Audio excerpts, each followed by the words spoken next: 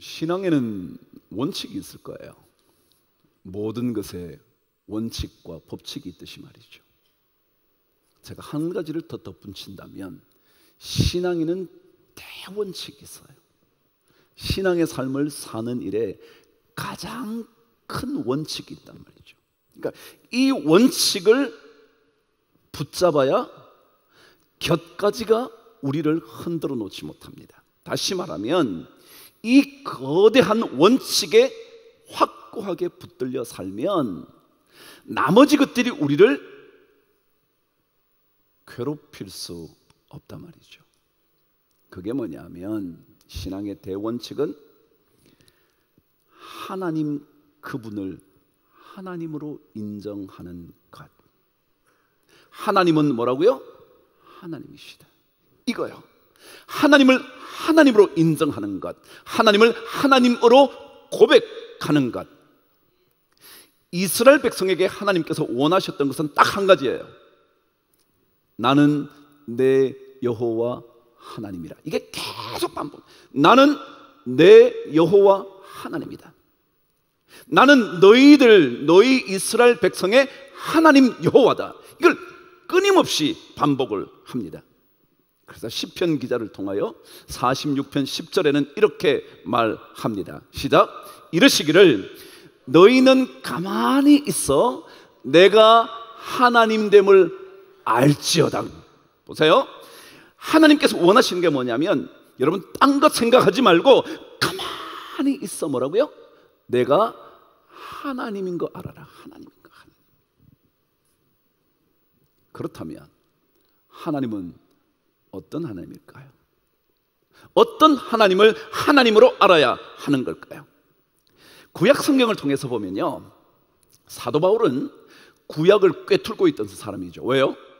가말리엘 문화생이라는 유대인의 가장 최고의 바리새파 중에 바리새파거든요. 다시 말해 율법을 가장 잘 배운 사람이거든요. 그러니까 그 율법의 전체를 보면 뭐라 그러냐면 이 하나님은 어떤 분이냐 하면 너를 애굽에서 인도하여 낸 여호와다.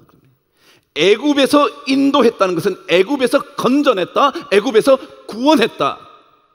다시 말하면 하나님은 어떤 하나님이냐면 구원의 하나님이다. 그거예요. 우리를 건지시는 분은 누구라고요? 하나님입니다. 하나님입니다. 이 하나님을 인정해야 되는 거예요. 다른 어떤 방법으로도 어떤 수단과 모든 것들을 동원해도 구원의 길에 이를 수 없고 오직 하나님 그분이 우리를 건져주신다. 이걸 인정해야 된다는 거예요. 이게 신앙의 대원칙이에요. 구원하신 그분은 창조주이시죠.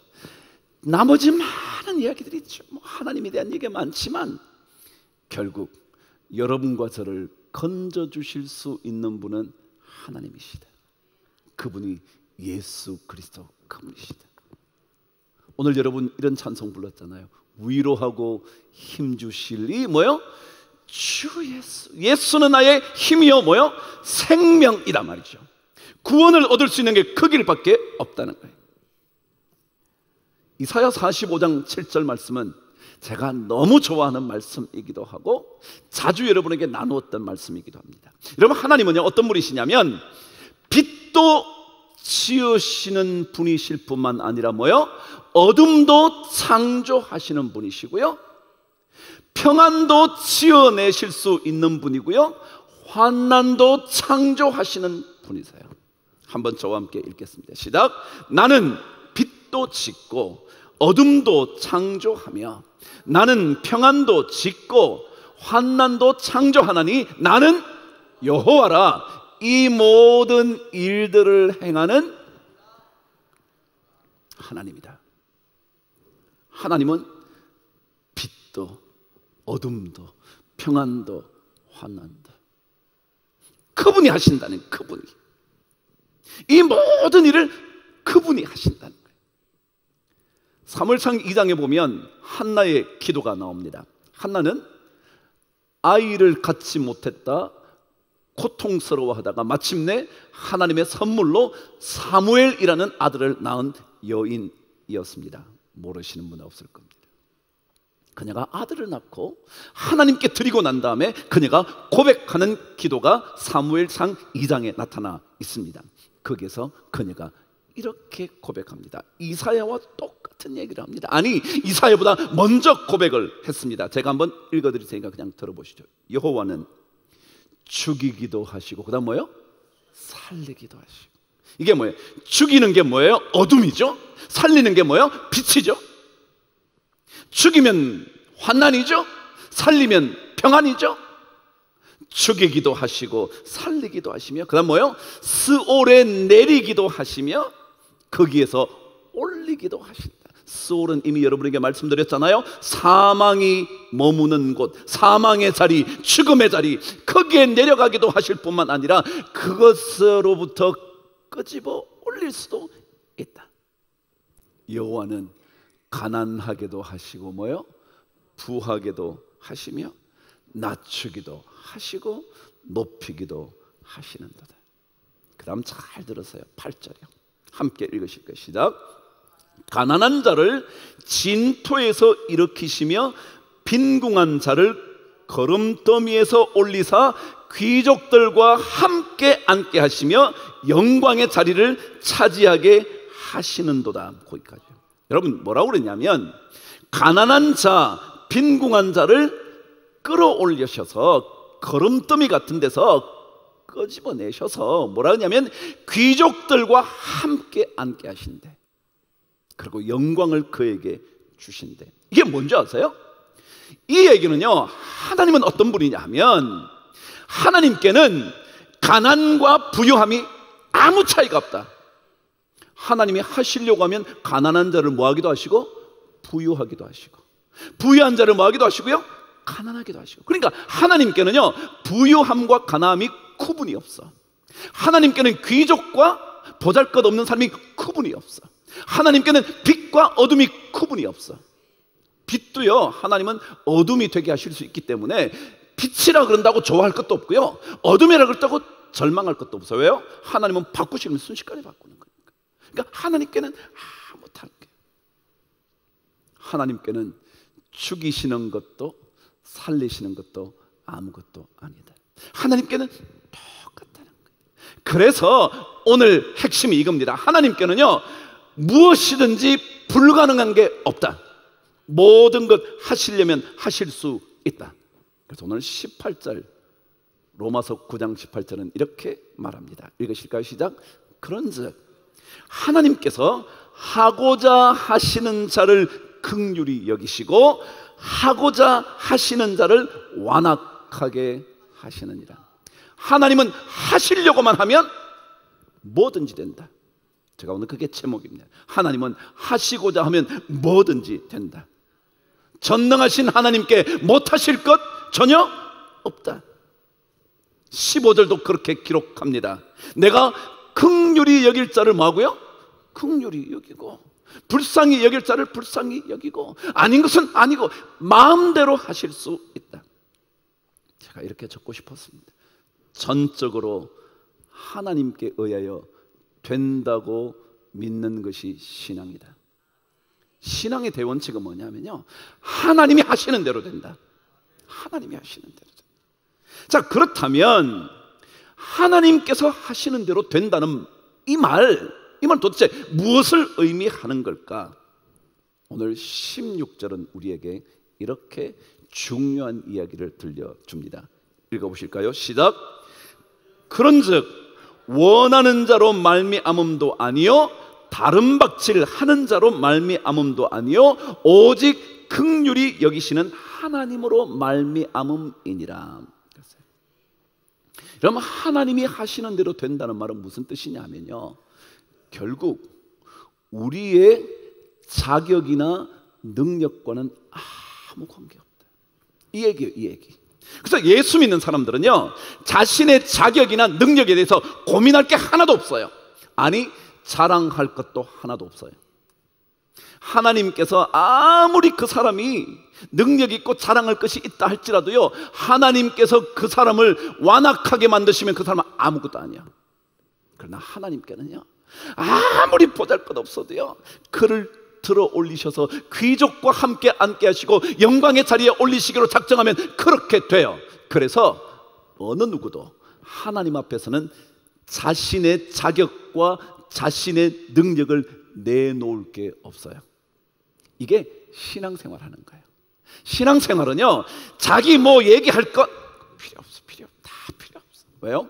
하나님이 쓰시려면요, 막대기도요 들어서 수천 명을 죽일 수 있고요, 막대기를 들었어도요 홍해를 가를 수 있고요, 하나님이 쓰시려고 하면요 돌들러도 하나님을 외치는 천군 천사가 되게 만드실 수 있거든요. 그러니까 우리 자격이나 능력을 너무 고민하지 마라. 예수 믿는 사람이 그런 거 고민하면 그거는 신앙의 대원칙에 안 맞다. 맞지가 않아요. 하나님은요 환난도 평안도 빛도 어둠도 가난도 부도 죽음에서도 그런 분이시기 때문에요, 우리의 자격 논쟁하는 게 아니에요. 신앙은 내가 막 몸부림친다고 되는 거예요. 왜요? 다른 박질하는 자로 말미암아 되는 것도 아니래. 지가 팍 죽으라고 내가 결승전까지 간다고 그런다고 되는 게 아니라.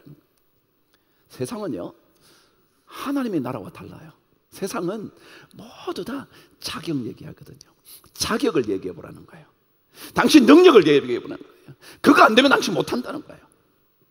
그렇잖아요. 그렇게 실제로 살잖아요 우리. 그런데요 하나님 나라에는 그렇지 않아.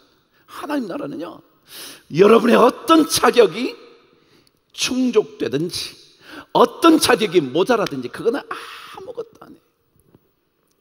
세상은 결국 학부를 쫓고, 세상은 결국 돈을 쫓고, 세상은 결국 그 사람이 어떤 직장과 어떤 직위에 있는가를 쫓아가지만 하나님의 나라 원칙은 그렇지 않아요. 그 자격과 모든 능력은 아무것도 아니에요.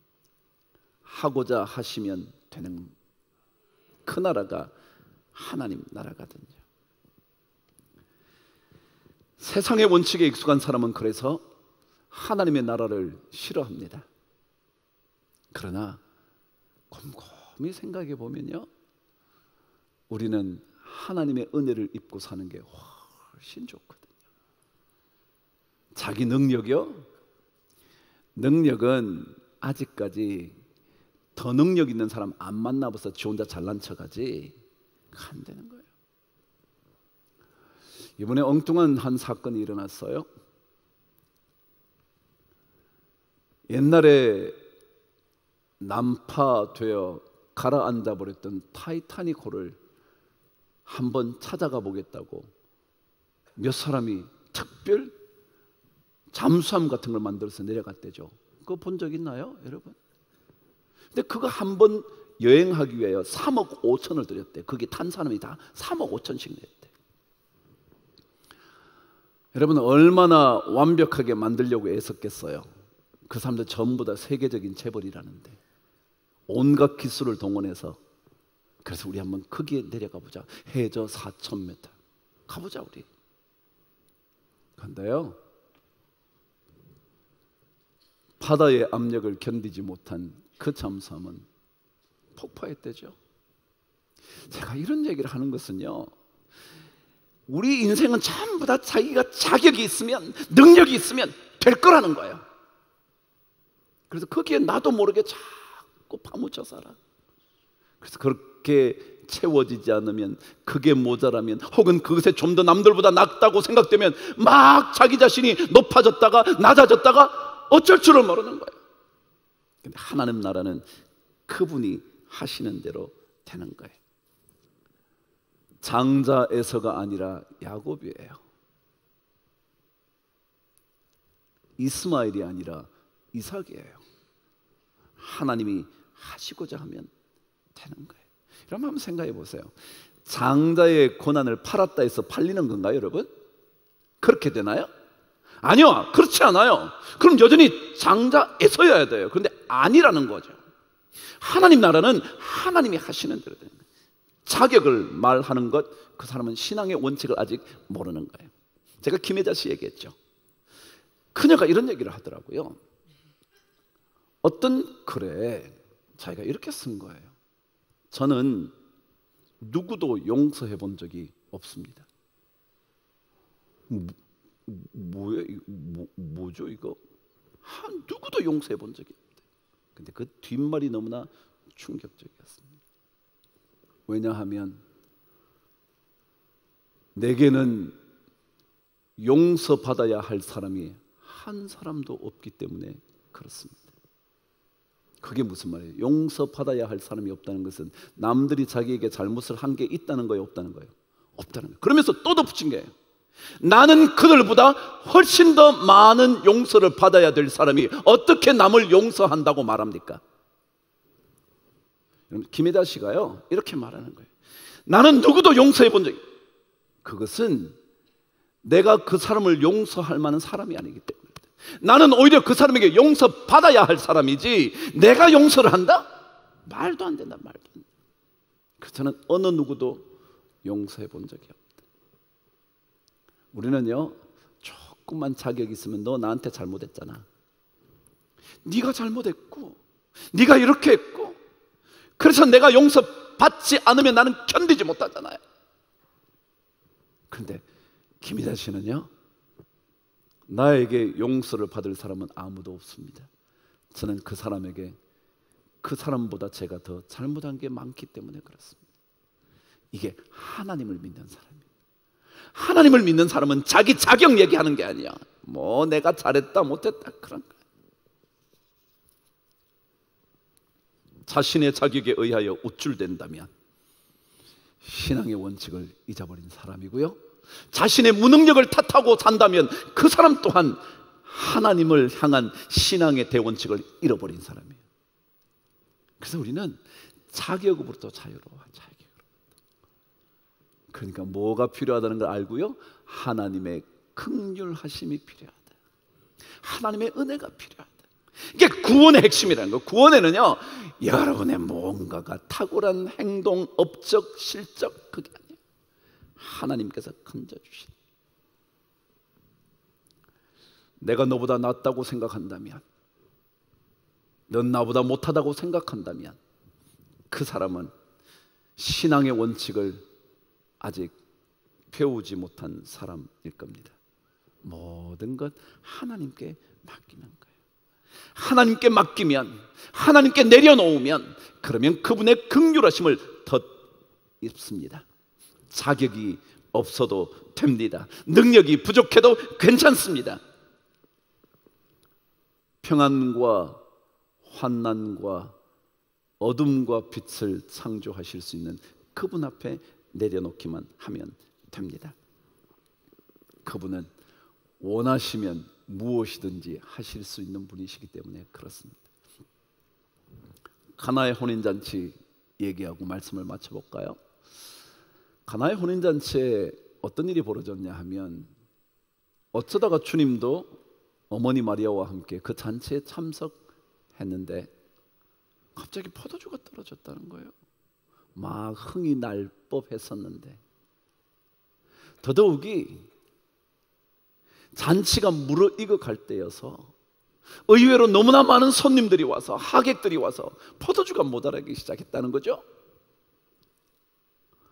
그래서 마리아, 예수님의 어머니가 포도주가 모자란다는 거예요. 아마도 어쩌면 마리아는 분명히 그 잔치를 벌인 그 집과 무언가 가까운 듯합니다. 그랬으니까 그것을 염려하죠. 안 그러면 모자라네 그랬겠죠. 근데 어떻게 하면 되지? 그러고는 예수님께, 아들에게 포도주가 떨어졌어. 근데 그때 예수님이 하신 말씀이 뭔지 아세요? 요한복음 2장은 이렇게 말합니다. 여자여, 내가 무슨 상관이 있습니까? 나랑 무슨 상관이 있습니까? 내가 잔치에 주빈도 아니고 아무것도 아닌데 내게 무슨 상관이 있습니까? 더더욱이 여자여 라고 그러니까 이것은 평소에 예수님께서 마리아와 어머니와 대화하던 모습이 아닌 거예요. 그렇지 않나요? 여러분, 예수님은요 어머니 마리아에게 혹은 많은 사람에게 사랑을 받으면서 자랐다 그랬어요. 성경을 보면 근데 이런 대화는요 안 맞는 거예요. 그러면서 덧붙인 것이 내 때가 아직 이르지 아니하였나이다. 그러는 거예요. 뭐 감잡을 수 없는 얘기를 하는 거예요. 그런데 그 말을 들었던 마리아가요 어떻게 대답하느냐 하면 이렇게 대답을 합니다. 그의 어머니가 하인들에게 이르되 너희에게 무슨 말씀을 하시든지 그대로 하라 그럽니다. 여러분 보세요. 예를 들어 예수님이 그래요 어머니 제가 어떻게 할 테니까 하인들 부르세요 라고 그랬다면 마리아 그렇게 말하면 됩니다. 야 예수님이 얘기하는 대로 예수가 얘기하는 대로 내 아들이 얘기하는 대로 그대로 해 라고 말하면 되는데 전혀 엉뚱한 얘기를 했는데 뭐라 그러냐면 무슨 말씀을 너희에게 하든지 그대로 해. 무슨 말씀이 일어날지는 모르는데 무슨 말씀이 나올지는 모르는데 그대로 해. 신앙은 뭐냐면요 그대로 하는 거예요. 그대로 맡겨보는 거예요. 도대체 말도 안 되는 얘기 같은데 그대로 맡겨보는 거예요. 맡기면 무슨 일이 벌어지냐면 최고의 포도주를 맛보는 거예요. 이게 신앙이에요. 신앙.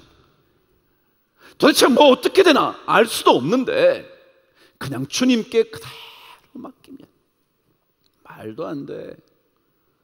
먼 에서를 빼고 장자를 빼고 야곱이래. 여러분 성경은요 이렇게 얘기합니다. 어떤 여자가 두 부인이 있었어요. 어떤 여자가 두 부인이 아니고요 어떤 남자가 두 부인이 있는데 한 부인은 사랑받는 부인이고 한 부인은 사랑받지 못하는 부인이래요. 근데 사랑받지 못하는 부인이 먼저 아들을 낳았대요. 그리고 사랑받는 여인이 아들을 낳았대요. 성경은 뭐라 그러냐면 사랑받지 못한다 할지라도 먼저 태어난 그 아들이 누구다? 장자니까 장자 대우해야 돼. 그게 성경에 나오는 얘기예요. 그런데 지금 이스마엘이 먼저 태어났어요. 여러분 비록 종의 몸에서 태어났지만 서로가 허락해서 아들을 낳은 거예요. 그럼 이스마엘이 아들이요 장자요. 근데 성경은 그렇게 말하네요. 약속의 실하야 이스라엘 백성을 이어갈 자다 그러는 거예요. 여러분 뭔 다 원칙독이고요 다. 그런데 여러분 하나님의 원칙 분명해요. 그것은 하나님이 하시는 대로다요. 그분이 말씀하시는데도 그대로 맡기면 우리의 인생은 반드시 최고의 포도주를 경험해요. 이걸 믿고 사는 게 신앙이에요. 여러분 자격 너무 얘기하지 마시고요 자격 때문에 너무 가슴 아파하지 마시고요 그냥 주님 하시면 될 줄 알고 주님께 모든 것 내려놓고 긍휼을 덧입는 은혜가 우리 모두에게 있게 되기를 주의 이름으로 축복합니다.